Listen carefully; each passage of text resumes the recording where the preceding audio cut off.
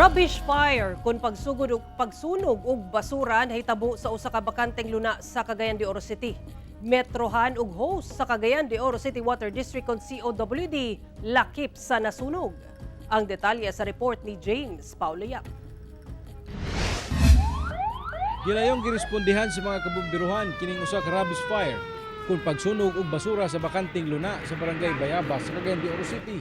Sumala sa mga nakakita nga buntag pa daw nagsugod ang kalayo dito sa tapok sa mga basura. Hantod mikatay kini sa usa littering cluster sa Cagayan de Oro City Water District. Nalakip din pagkasunog ang mga hose sa tubig. Dito nagsugod ang kayo sir, hinay-hinay pa anam yung katay mga bantay ano. Hantod abot as meter na kusog kay ang host naman ni Siga. Dugang ni Brian nga pipila ka bulan na nga walay agas ang maong linya sa tubig. Hinungdan nga dali ra kini nasunog. Sa kabahin sa Bureau of Fire Protection, aminado sila nga maglisod sila og pag-ila sa mga responsable sa maong insidente. Ilabi pa kung walay CCTV o testigo nga makatudlo sa mga sospek. So kadto siya dito nga area sir no. Inila na gyud siya nga daubanas mga residente. Sa amuha yung pagpanerbisyo diri sa Lakbayan sa Cagayan de Oro.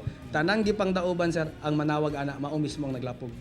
Kay sila mismo nabalaka sa ilang gibuhat. Dugang sa BFP nga ang maong metrohan wala nagigamit pa sa mga residente. Apan nagpahimangno sila sa publiko nga hugtanong ginabawal ang pagsunog subay sa RA 8749 o Clean Air Act. Kauban si Makoy Sempron, James Paulo Yap, 1 Mindanao.